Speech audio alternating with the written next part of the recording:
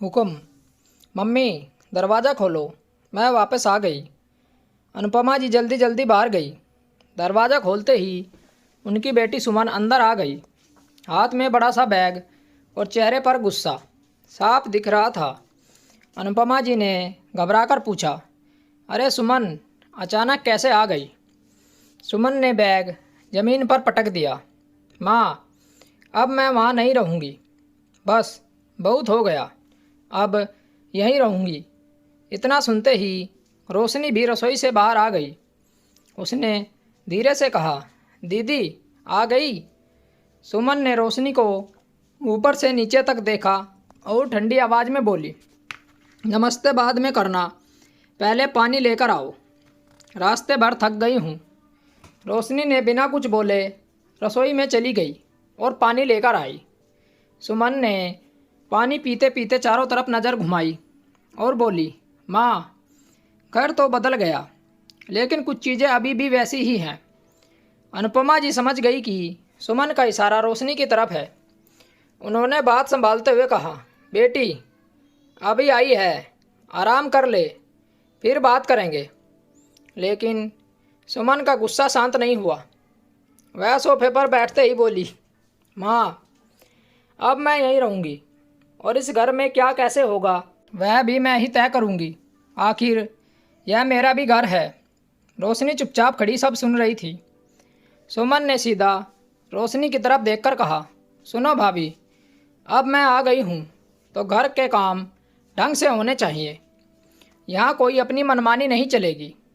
रोशनी ने धीरे से कहा, मैं तो वैसे ही करती हूँ दीदी। सुमन तुरंत बोल पड़ी, मैं देख लूँगी, अभी तो आई हूँ। इतना सुनते ही आंगन में एक अजीब सा सन्नाटा फैल गया। लेकिन रोशनी के चेहरे पर पहली बार हल्की सी मुस्कान आ गई, जैसे उसे पहले से पता हो कि कुछ दिन में इस घर में ऐसा सच सामने आएगा जिसे सुनकर सबसे ज़्यादा झटका खुद सुमन को लगेगा। रोशनी ने आने के बाद घर का माहौल धीरे धीरे बदलने लगा। सुबह होते ही वो आंगन में कुर्सी डालकर बैठ जाती और रोशनी को आवाज़ देती, भाभी, चाय बन गई क्या? और हाँ, आज नाश्ते में पराठे बनाना, मुझे सूखी रोटी पसंद नहीं है। रोशनी चुपचाप काम करती रहती। सास अनुपमा जी भी बेटी के साथ कुछ नहीं बोलती थी। उन्हें लगता था बेटी मायके आई है, थोड़ा हक जताएगी ही। लेकिन धीरे धीरे सुमन का हक हुक्म बन गया। एक दिन रोशनी कपड़े धो रही थी, तभी सुमन आकर बोली, भाभी, यह क्या तरीका है, आंगन साफ कर क्यों नहीं है? अभी तक रोशनी ने शांत आवाज़ में कहा, दीदी, अभी कपड़े ख़त्म कर लूँ, फिर साफ कर दूँगी। सुमन ने तिरछी नज़र से देखा। माँ, देख रही हो, भाभी को अब काम भी बताने पड़ेंगे।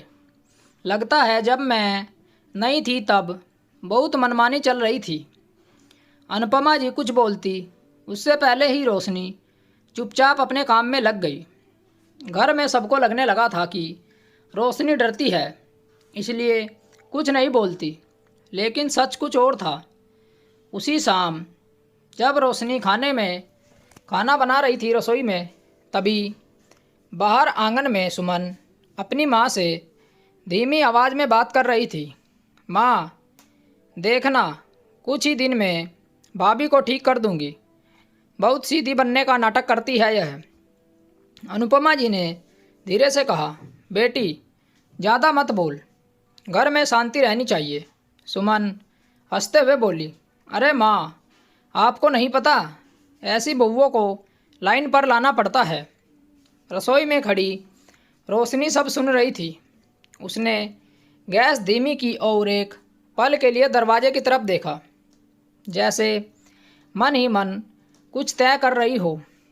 उसी रात खाने की थाली रखते समय रोशनी ने पहली बार सुमन की तरफ सीधे देखकर कहा, दीदी, घर में शांति तो मुझे भी चाहिए, लेकिन कभी कभी सच सामने आना भी ज़रूरी होता है। सुमन ने चौंक कर पूछा, कौन सा सच? रोशनी हल्के से मुस्कुराते हुए बोली, अभी नहीं, सही समय आने दीजिए, फिर सबके सामने बताऊंगी।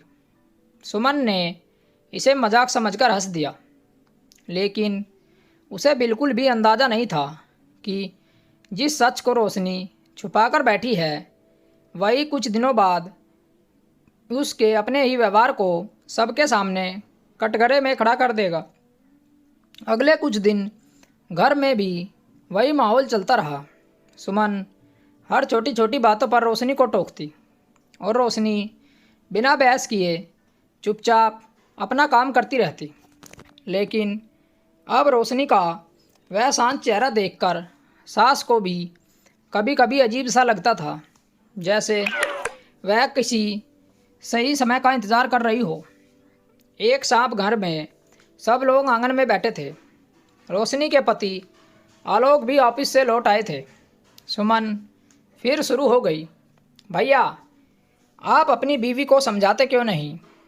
घर का कोई काम ढंग से नहीं होता, जब देखो अपने मन से काम करती है। आलोक ने शांत स्वर में कहा, रोशनी पूरे घर का काम करती है सुमन, फिर तुम्हें क्या दिक्कत है उससे? सुमन तुरंत बोली, दिक्कत है क्योंकि यह सिर्फ भाभी का नहीं है, घर मेरा भी है।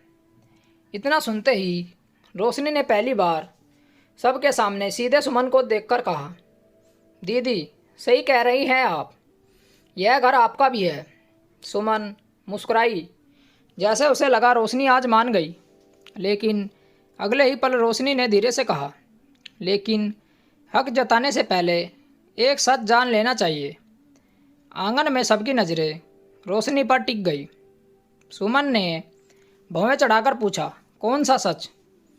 रोशनी कुछ पल चुप रही, फिर बोली, दीदी जब आप ससुराल से आई थी तब आपको सबको बताया कि आप खुद गुस्से में घर छोड़कर आई हैं। सुमन ने तुरंत कहा, तो इसमें क्या है? रोशनी ने शांत आवाज़ में कहा, लेकिन असली बात यह है कि आपको यहाँ से निकाला गया है और वजह भी सभी को पता चलनी चाहिए कि आपको वहाँ से क्यों निकाला गया है। यह सुनते ही सुमन का चेहरा एकदम से उतर गया। भाभी ज़्यादा मत बोलिए। लेकिन रोशनी अब रुकने वाली नहीं थी। सच यह है दीदी कि आपके ससुराल वालों ने फ़ोन करके माँ को सब बताया था।